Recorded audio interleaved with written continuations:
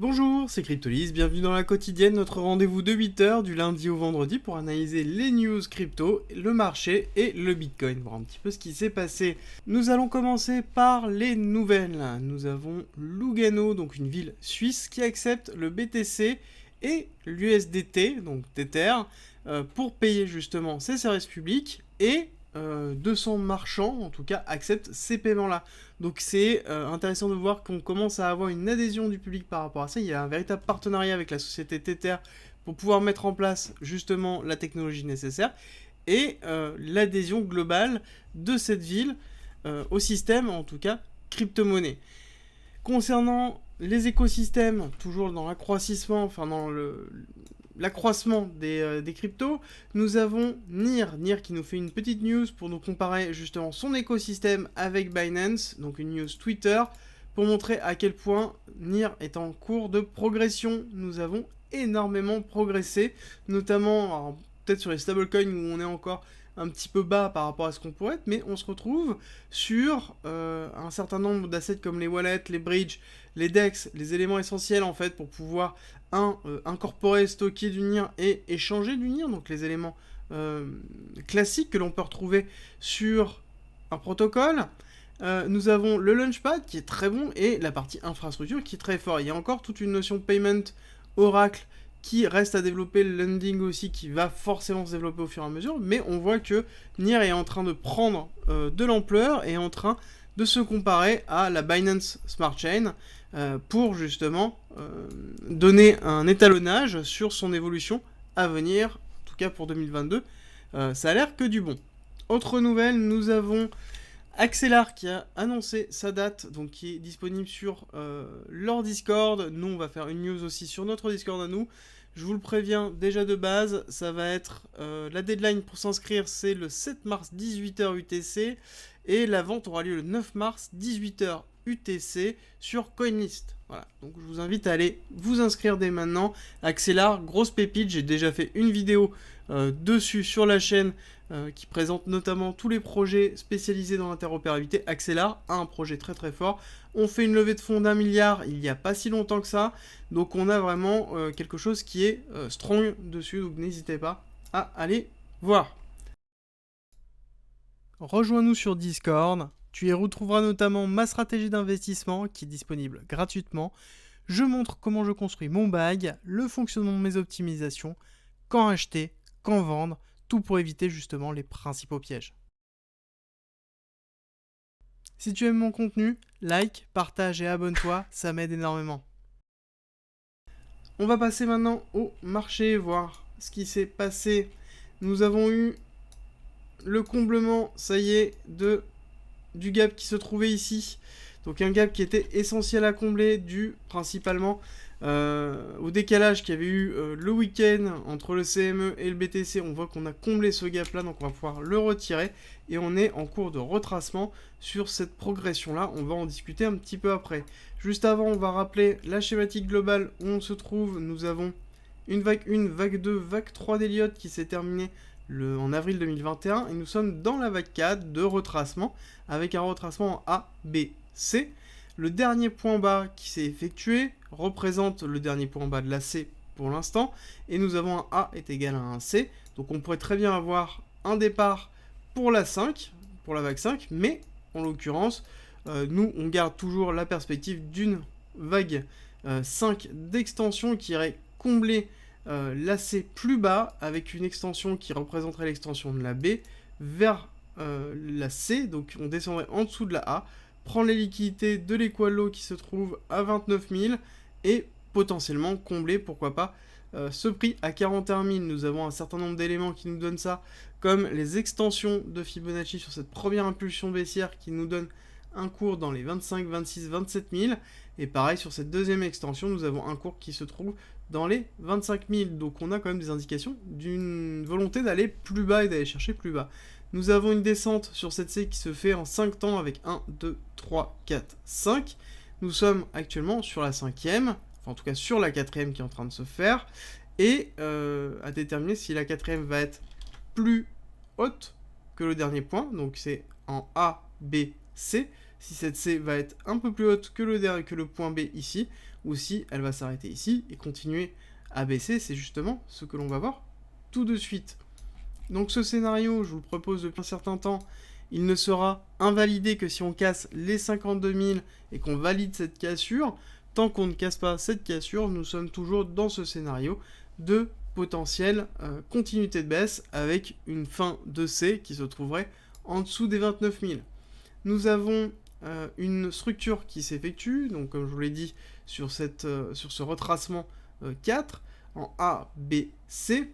Et le C, en l'occurrence, on voit que si on fait un 1 pour 1, donc c'est-à-dire je prends la progression de la A et je la mets à son retracement, on se retrouve sur une extension à 47 000, donc on garde cette idée-là en tête. Notamment, nous avons toujours nos deux possibilités, une possibilité orange et une possibilité verte. Une schématique verte qui est une distribution de Wyckoff en BC, AR, ST, SO, LPSI qui est ici, qui n'est pas encore invalidée. Tant qu'on ne valide pas une cassure franche avec une bougie forte au-dessus, verte, bullish, pour pouvoir aller plus haut, on n'invalide pas cette cassure ici. Donc du coup, la schématique verte est toujours valable. Et nous avons la schématique orange, qui est en distribution aussi, mais qui est en BC, AR, ST, SO, avec un UT, prise de liquidité du BC, donc qui nous amènerait sur l'extension que l'on a donnée, avec une prise de liquidité dans les 47 000, et qui est notamment aussi donnée par une extension de 1,618 de cette première vague impulsive de cette C qui a été effectuée. Notamment, on voit qu'on s'est arrêté pile poil sur le 382, donc on a une forte tendance à un cours qui va prendre en considération cette extension de Fibonacci. On voit qu'on a des fortes résistances qui sont effectuées, donc il va falloir prendre en considération que si on va plus haut, on va aller à 46 000 au moins, avec peut-être une extension d'une mèche sur les 47 000. Qu'est-ce qui se passe actuellement?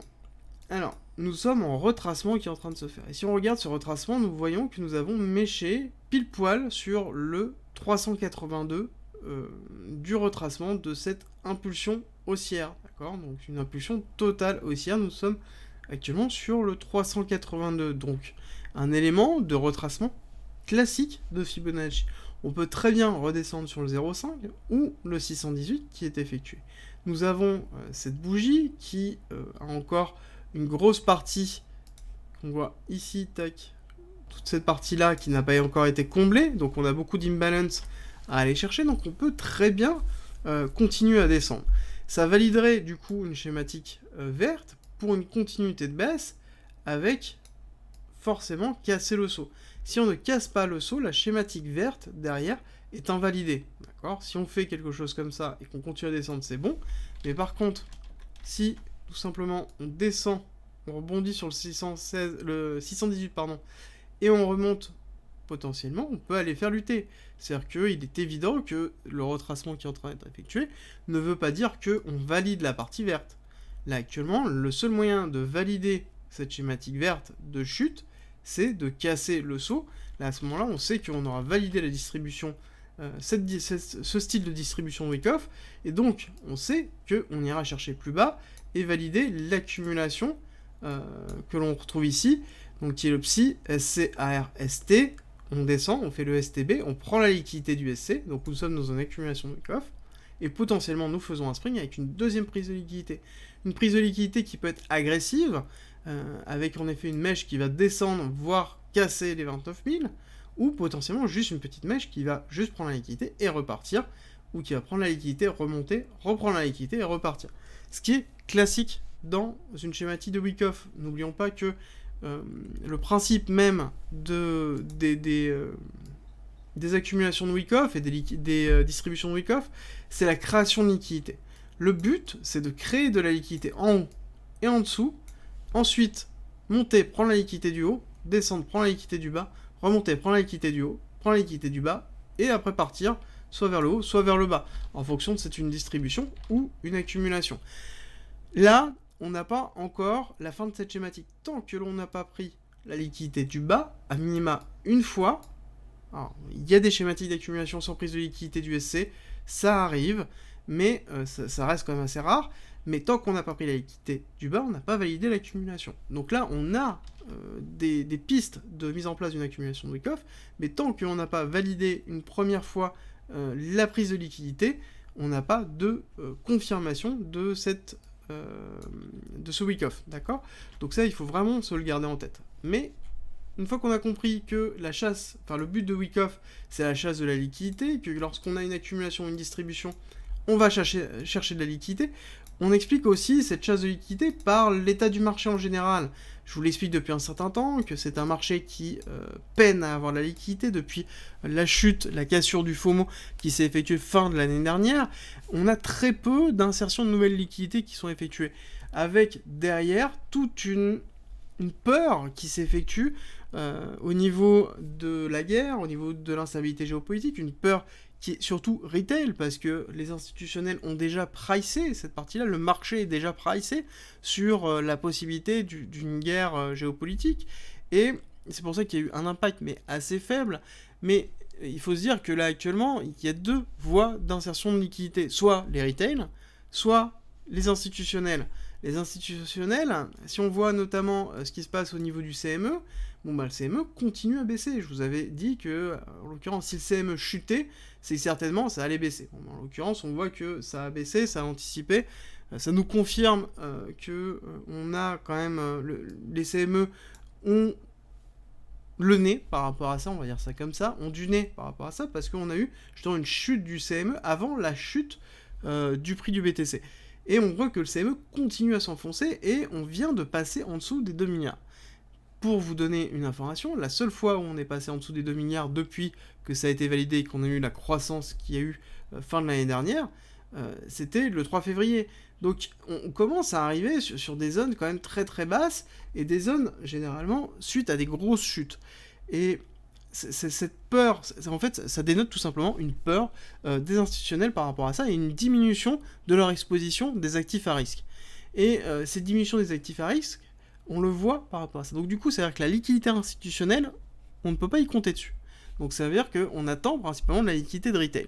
Pour pouvoir faire de la liquidité, je vais y arriver, de retail, c'est simple, il faut tout simplement créer des zones qui attirent les retail.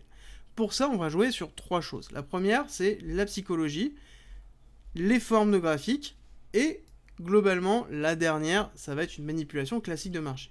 La psychologie, généralement, on va prendre les index de Fear, Greed et Social Index.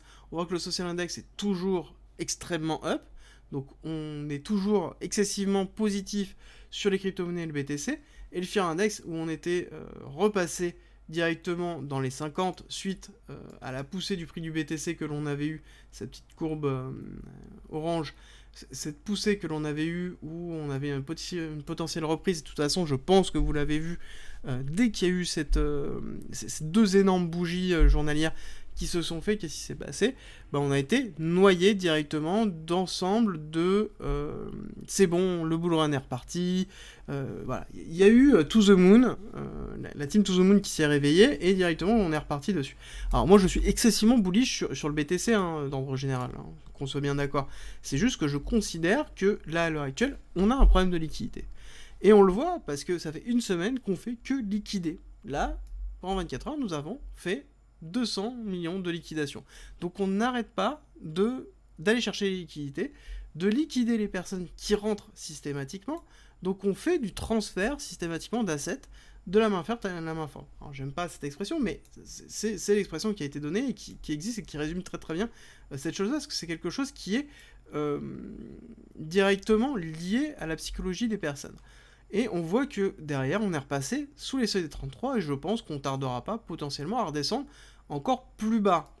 Et ça, c'est vraiment à garder en tête par rapport à tout ce qui est en train de se passer. C'est un marché qui, actuellement, a besoin de liquidité pour avancer, et il ira là où se trouve la liquidité. On sait qu'il y a une poche de liquidité en dessous de ce SC, et en dessous des 30 000, des 29 000, on a une énorme poche de liquidation qui se trouve en dessous, qui est les liquidations des boules, mais nous avons aussi une énorme poche de liquidité qui se trouve au-dessus des 46 000, qui est la liquidation des shorts. D'autre part, nous avons des paliers d'order block qui se trouvent au-dessus des 47 000, et pareil, nous avons d'énormes paliers d'order block qui se trouvent en dessous des 29 000, d'accord? À partir de 30 000 jusqu'à 28 000, c'est tapissé d'orders, et c'est logique. Alors, ce qui est important de savoir, c'est que le marché va aller là où il y a de la liquidité. C'est le principe même du marché. Et il y a deux types de facteurs qui vont rentrer. Un, il y a les notions de liquidation. Deux, il y a la notion de liquidité d'order block qui se trouve là. Et il est évident que plus on va avoir un marché qui va pousser vers le bas, donc qui va être shorté, plus on aura tendance à aller liquider le haut. D'accord? Parce que tout simplement, on va remplir les poches de liquidation en haut, et plus on va avoir un marché qui va avoir tendance bullish, plus on va remplir les poches de liquidation en bas. D'accord? Donc plus on va descendre, plus on aura tendance à descendre. C'est-à-dire plus les gens vont acheter à levier, plus on aura tendance à aller chercher le bas pour pouvoir liquider. Je vous ai présenté depuis un certain nombre de jours, notamment que le marché en lui-même avait beaucoup d'open interest et donc était souvent à levier. Et là actuellement, on est dans une mise en place de trading à levier, d'open interest qui est très élevé, on est toujours aussi de 1,5 en termes de ratio, donc ça veut dire que chaque mouvement qui va être effectué sous forme de levier, avec derrière des poches de liquidité qui vont se créer à l'inverse du mouvement qui est effectué, d'accord? Tout simplement, quand on commence à pousser comme ça veut dire qu'on achète ici, on place son stop loss ici, par exemple, donc on va pousser, on est sur du levier, donc on peut avoir une poche de liquidité qui va se trouver ici, qui n'est pas forcément le stop loss, mais qui est la liquidation totale, parce qu'il y en a plein aussi, et ça, vous allez me dire c'est débile, mais non, il faut prendre en considération qu'il y a beaucoup d'achats qui sont effectués à découvert, donc sans stop loss, avec justement une liquidation de la position qui est donnée, une liquidation totale de la position. Donc, il faut bien prendre en considération ça, c'est qu'on a un marché qui est volatile parce qu'on a peu de liquidité, on a peu d'entrée de cash, de nouveaux cash, et de base, les achats qui sont effectués à levier. Et ne sont pas effectués en spot, en tout cas assez peu, malgré les achats massifs de whale à l'heure actuelle. On a quand même des whales qui achètent tous les jours entre 300 et 400 bitcoins dans ces zones-là, ou dans ces zones-là. Donc du coup, on se retrouve vraiment dans un principe d'accumulation. C'est-à-dire que ce n'est pas que de l'analyse technique, c'est que quand on regarde le fondamental de ce qui est en train de se passer en termes de liquidité, de liquidation, de création de liquidité, la notion d'order flow qui se met en place, les order blocks qui se mettent en place aussi, on a vraiment une création de liquidité exprès pour pouvoir attirer soit du levier, la liquidation et pouvoir travailler. Donc ça veut dire qu'on est en train de préparer un mouvement. Est-ce qu'on est en train de préparer un mouvement à la hausse? Oui, très clairement. Très clairement, on est en train de préparer un mouvement à la hausse. Est-ce qu'on va descendre, prendre la liquidité en bas, nettoyer en haut avant, nettoyer en bas et après repartir? Là, en l'occurrence, on est en train de créer la liquidité pour. Voilà. Est-ce que ça va se faire tranquillement comme ça? Ça peut être très très rapide. Ça peut être en une mèche en bas, une mèche en haut, une mèche en bas et on repart. Ou ça peut être tout simplement une mèche en haut, mèche en bas et on repart.